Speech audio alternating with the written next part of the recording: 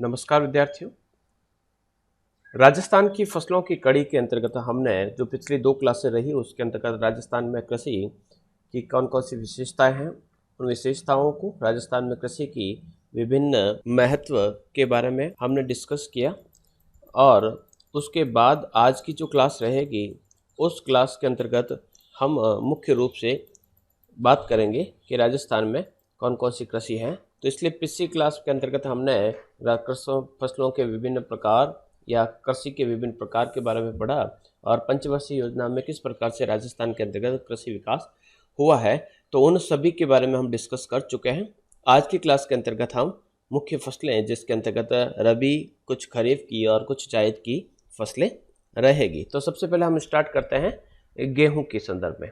हमारे कुछ पॉइंट्स रहेंगे, उन पॉइंट्स के आधार पर हम इसको डिस्कस करेंगे। चलते स्टार्ट करते हैं। सबसे पहले हम बात करते हैं इसके लिए कौन कौन सी भौगोलिक दशाओं की आवश्यकता रहती है। अगर हम गेहूं की बात करते हैं तो गेहूं एक ऐसी फसल है जिसे हम शीतकालीन या बसंतकालीन दोनों ही ऋतुओं के अंतर्गत इसे बो सकते हैं, लेकिन यहाँ पर हम अध्ययन करेंगे राजस्थान के अंतर्गत गेहूं के अंदर किस प्रकार की विशेषताएं पाई जाती हैं। तो गेहूं राजस्थान के अंतर्गत रबी की मुख्य फसल है और रंगों के आधार पर बात करें तो ये कठोर भी हो सकता है और मुलायम भी हो सकता है, ये लाल रंग का भी हो सकता है, ये सफ़ेद रंग का भी हो सकता है।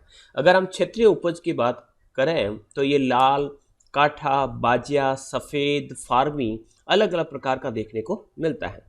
वर्तमान में राजस्थान के अंतर्गत कई ऐसी हाइब्रिड किस्में भी काम में ली जाती है, जिसके अंतर्गत कल्याण, सोना, कणक, अलग अलग प्रकार की सरबती, WH, चंबल, ये अलग अलग प्रकार की फसलों के प्रकार, मैक्सिकन, कोहिनूर, तो अलग अलग प्रकार की यहाँ पर हाइब्रिड किस्में देखी जाती हैं।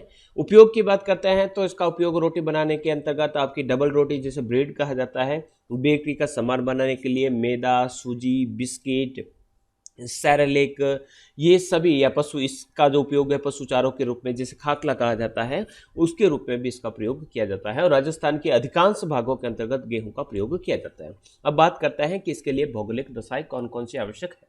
तो सबसे पहले हम बात करते हैं कि तापमान की, कि राजस्थान के अंतर्गत इस फसल को बोने के लिए बोते समय 8 से 10 डिग्री सेंटीग्रेड टेम्परेचर की आवश्यकता रहती है, यानी सर्दियों के समय इसे बोया जाता है और जब दाना पकता है उस समय 15 से 20 डिग्री तक का तापमान इसके लिए आवश्यक होता है। जैसे ही तापमान 25 डिग्री सेंटीग्रेड तक पहुंच जाता है तो गेहूं की फसल सुनहरी होने लगती है, गेहूं सूखने लगता है और उस समय इसकी कटाई शुरू की जाती है। पाला पड़ना या बादल छाए रहना या ठंडी हवाएं चलना ये गेहूं के लिए काफ़ी हानिकारक माना जाता है। इससे इसका दाना काफ़ी मोटा नहीं हो पाता है या फिर पूर्ण रूप से पक भी नहीं पाता है। शुष्क हवा तथा लंबा गर्म वातावरण भी गेहूं के लिए काफ़ी उपयुक्त नहीं रहता है। यही कारण है कि इसे समशीतोष्ण जलवायु के अंतर्गत बोया जाता है।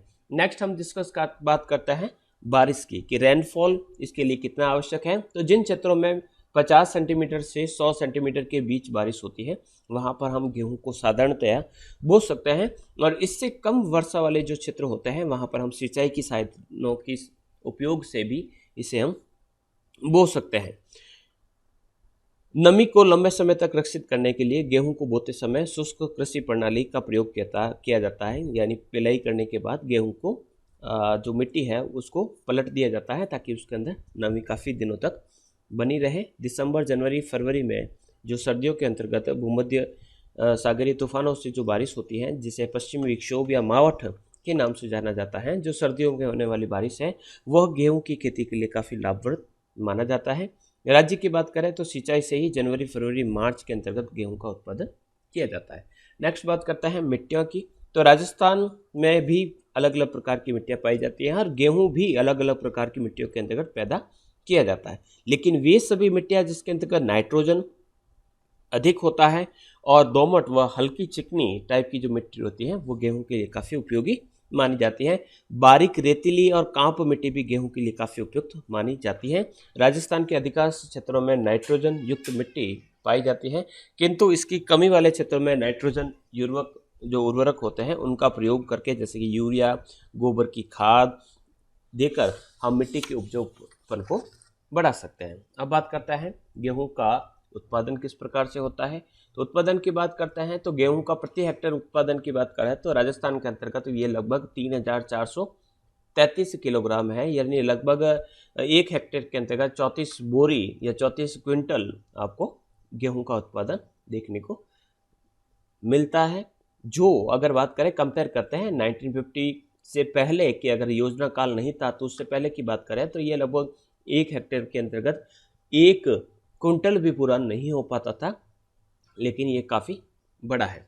नेक्स्ट बात करते हैं इसके उत्पादक क्षेत्र कौन कौन से हैं। तो राजस्थान के अंतर्गत राजस्थान का जो पूर्वी भाग है, जो आपका अलवर, भरतपुर, दौसा, जयपुर का जो क्षेत्र है वहाँ पर, दक्षिणी पूर्वी भाग, उत्तरी राजस्थान का भाग, अरावली के सारे दोनों ही जो क्षेत्र है वहाँ पर लगभग गेहूं की 75% जो एग्रीकल्चर है वही की जाती है। पूर्वी जो उत्पादक जिले हैं उसके अंतर्गत आपका जयपुर, अलवर, दौसा, भरतपुर और धौलपुर लिया जा सकता है, जहाँ पर राज्य का लगभग 30% जो वीट है वह वहाँ पर देखने को मिलता है। दक्षिण पूर्वी क्षेत्रों की बात करें तो राजस्थान के कोटा, बारा, बूंदी, सवाई माधोपुर, करौली, चित्तौड़गढ़, उदयपुर, भीलवाड़ा, टोंक, पाली और अजमेर, यहाँ पर राजस्थान का लगभग 50% गेहूं यहाँ पर प्रोडक्शन किया जाता है। उत्तरी राजस्थान की बात करें तो श्री गंगानगर, हनुमानगढ़, इंदिरा गांधी नहर का जो क्षेत्र है, गंगा नहर का क्षेत्र, भाखड़ा, जो नहर से जो सिंचित होने वाले जो क्षेत्र है, जो नहरी क्षेत्र है, वहाँ पर भी प्रमुख रूप से गेहूं का उत्पादन होता है। लगभग 18% उत्पादन आपको नॉर्थ राजस्थान के अंतर्गत मिलता है। राज्य में इसकी अधिकांश मांग है और जैसे ही मांग पूरी होती है उसके बाद जो अतिशेष रहता है उसको निर्यात किया जाता है।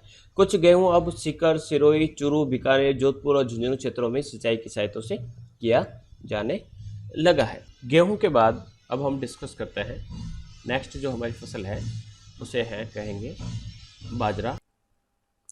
फसलों की कड़ी के अंतर्गत नेक्स्ट हमारी जो है फसल है जिसे बाजरा है।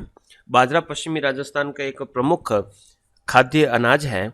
अगर हम बाजरे की बात करें तो समस्त बोया गया जो राजस्थान का जो क्षेत्र है उसकी दृष्टि से राजस्थान का एक प्रमुख फसल के रूप में माना जाता है। कैलोरी की मात्रा की अगर बात करें तो जौ और गेहूं की अपेक्षा बाजरे में कैलोरी की मात्रा अधिक देखने को मिलते हैं। गेहूं और चावल में जो फैट पाया जाता है वह गेहूं के अंतर्गत 1.7% रहता है और चावल में 0.5% रहता है, लेकिन बाजरे के अंतर्गत ये 5% रहता है।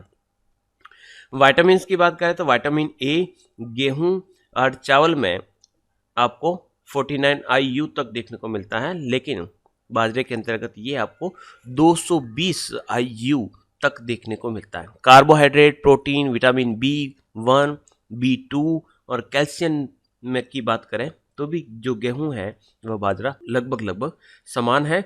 लोह तत्व और ऊर्जा बाजरा के अंतर्गत चावल और गेहूं से भी अधिक देखने को मिलती है। अतः बाजरा जो है वह बलवर्धक है, स्वास्थ्यप्रद है तथा पोषक पदार्थ के रूप में माना जाता है और सामान्यतः पश्चिमी राजस्थान की एक प्रमुख फसल और एक प्रमुख खाद्यान्न के रूप में इसका प्रयोग किया जाता है। उपयोग की बात करें तो बाजरे का उपयोग कई प्रकार से किया जाता है। सबसे प्रमुख जो इसका उपयोग है वो चूरमा बनाकर इसका किया जाता है। चूरमा, ढोकले, खिचड़ी, दलिया, खिचड़ा, रोटी और जिसे सोगरा कहा जाता है वह इसका प्रयोग करते हैं। आजकल तो बहुराष्ट्रीय कंपनियां जो हैं इसके कई प्रकार के उत्पाद लाकर बाजार में बेच रही है, तो इस प्रकार से काफ़ी स्वास्थ्यवर्धक होने के कारण ये काफ़ी ज़्यादा महत्वपूर्ण जब मानी जाने लगी हैं। इसके अलावा खरीफ की फसल के रूप में इसे राजस्थान के अंतर्गत बोया जाता है, यानी बारिश के दिनों में इसे बोया जाता है और सर्दियों के समय के आसपास इसको काट दिया जाता है। बाजरे के उत्पादन की बात करें तो राजस्थान इसके लिए या इसके उत्पादन में प्रमुख स्थान रखता है। आइए बात करते हैं कौन कौन सी भौगोलिक आवश्यकता या भौगोलिक दशाओं के लिए इसकी आवश्यकता रहती है। तो बाजरे के लिए मुख्य रूप से भौगोलिक दशाओं के अंतर्गत सबसे पहले हम टेम्परेचर की बात करेंगे। एक बात जरूर कहना चाहूँगा कि जितने भी हम फसलों को पढ़ेंगे तो इनमें जो बेसिक्स जो पॉइंट्स हैं वो इसी प्रकार से रहेंगे। यानी टेम्परेचर की बात करेंगे तो टेम्परेचर और जो वर्षा है उसके बारे में, फिर मिट्टियाँ, श्रम, विभिन्न प्रकार के उत्पादन, उत्पादक के क्षेत्र किस प्रकार से है, तो हर फसलों का इसी प्रकार से रहेगा। तापमान की बात करें तो बुवाई बाजरे की मई जून के माह में प्रारंभ हो जाती है या फिर जुलाई के माह में भी इसकी शुरुआत कर ली जाती है। अतः बोते समय इसका जो टेम्परेचर रही है काफ़ी हाई चाहिए, यानी 35 से 40 डिग्री सेंटीग्रेड तक इसका टेम्परेचर चाहिए। और काटते समय इसका जो टेम्परेचर है, यानी अक्टूबर नवंबर में जैसे इसे काटा जाता है, तो 25 से 30 डिग्री सेंटीग्रेड टेम्परेचर इसके लिए आवश्यक है। अंकुरण की बात करें तो 35 डिग्री सेंटीग्रेड पर जब प्रथम बौछार होती है या बौछार के बाद जितना अच्छा होता है तो उसके अंकुरण काफ़ी अधिक हो पाता है। इसके बाद इतना नहीं हो पाता है। बाजरे के लिए औसत जो उपयुक्त तापमान है वो 15 से 32 डिग्री सेंटीग्रेड तक माना जा सकता है। नेक्स्ट बात करता है वर्षा की। वर्षा की क्या आवश्यकता रहती है? तो यह एक शुष्क जलवायु का पौधा है। 50 सेंटीमीटर से कम अगर बारिश हो तो भी इसके लिए काफ़ी उपयुक्त है। मरुस्थलीय क्षेत्रों में इसे आसानी से उत्पादित किया जाता है, लेकिन अभी कई प्रकार की हाइब्रिड संकर किस्में बाजार में मिलने लगी है। करौली के पास श्री महावीर जी का जो तीर्थ है वहाँ पर प्रसिद्ध संकर सिंचित यानी हाइब्रिड बाजरे के लहलहाते खेत काफ़ी अच्छी दिखाई देता है। प्रारंभ में वर्षा की प्रथम बौछारें जो रहती हैं वो इसको बढ़ाने में काफ़ी मदद करती हैं। अधिक वर्षा के लिए इसके लिए काफ़ी हानिकारक है। क्यों? ये ऐसी फसल है कि अगर काफ़ी अधिक सूखा है तो भी इसको वो सहन कर लेती है।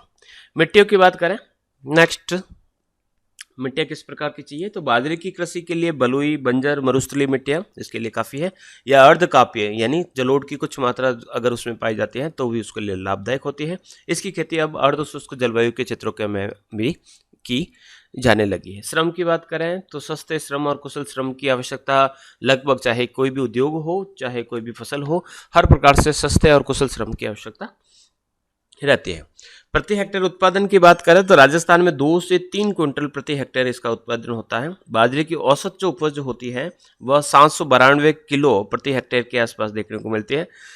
सन 2010-11 की बात करें तो बाजरा की जो प्रति हेक्टेयर जो उत्पादन थी वो 1119 किलोग्राम हुई थी, और सन 2013-14 की बात करें तो ये 933 किलोग्राम, यानी एवरेज तौर पर अगर कहा जा सकता है कि लगभग 800 किलो प्रति हेक्टेयर के आसपास, 1 हेक्टेयर के अंतर्गत 6 बीघा होता है, तो 6 बीघे के अंतर्गत कह सकते हैं कि बाजरे की जो फसल होती है वो 1 क्विंटल के आसपास देखी जा सकती है। फिर बात करते हैं कौन कौन सी किस्में इसके लिए काफ़ी उन्नत हैं। तो कई किस्में हैं जिसके अंतर्गत RCB2, राज 171, RH-B30, RCB911, राज बाजरा, चरी 2 प्रमुख हैं। दाने और चारे के लिए इसे बोया जाता है। उत्पादक क्षेत्रों की बात करें तो राजस्थान के कुल फसली क्षेत्र का लगभग 1/3 जो भाग है वहाँ पर बाजरे की खेती की जाती है। बाजरे की उत्पादन में राजस्थान भारत में प्रथम स्थान रखता है। बाजरे का लगभग 80% जो उत्पादन होता है वो राज्य के 12 मरुस्थलीय जो जिले होते हैं उसके अंतर्गत पाया जाता है। पश्चिमी राजस्थान के बाड़मेर, जोधपुर, नागौर जिलों में राज्य में सर्वाधिक बाजरा उत्पादित होता है। लगभग 44% जो रहता है वो इन 3 जिलों के अंतर्गत रहता है। इन जिलों के अंतर्गत आपके क्षेत्र का लगभग 44% है।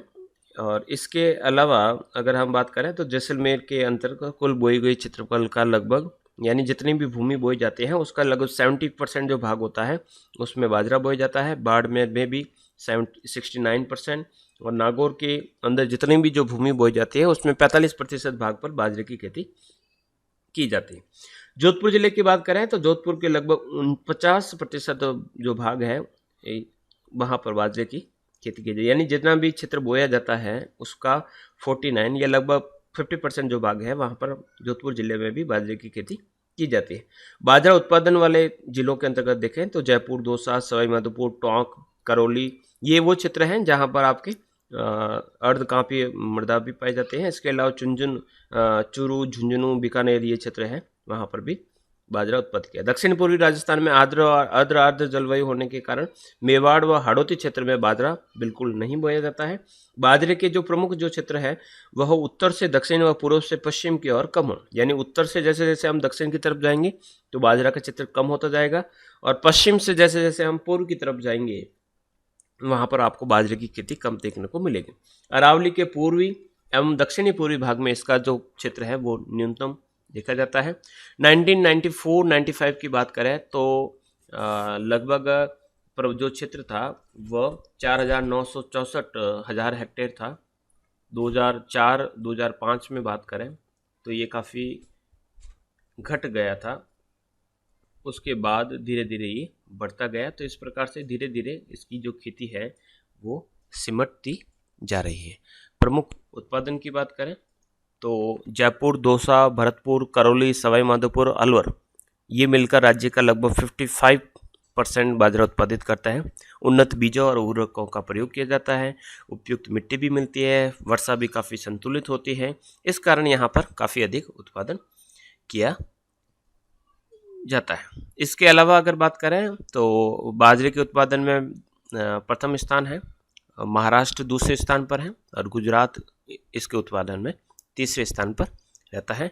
लेकिन बारिश या तेज आंधी, अधिक भारी तूफान, फसलों के झुकने, टूटने, गिरने के कारण उसके जो फल होते हैं उसके जो हिस्से में उसका जो सिटिया जो होता है जिसमें फल लगते हैं या दाना होता है तो उसके सड़ने या काले पड़ने की जैसी समस्या अक्सर देखी जाती है। तो इसके अलावा उसका जो पीछे का जो कचरा बचता है या जो डंठल बचता है उसको साबुत या उसकी कुट्टी करके भी पशुओं को खिलाने के लिए काम में लिया जाता है और वो भी काफ़ी महंगी जाती है। तो इस प्रकार से उसका हर ये अंश जो है वो काम में लिया जाता है। ये एक प्रमुख स्वास्थ्यवर्धक, बलवर्धक और एक पोषक फसल के रूप में जानी जाती है। आज हमने 2 फसलों के बारे में डिस्कस किया जिसके अंतर्गत आपका गेहूं रहा और बाजरा रहा। अगली जो क्लास रहेगी उसके अंतर्गत हम 2 से 4 फसलों के बारे में और डिस्कस करेंगे। धन्यवाद।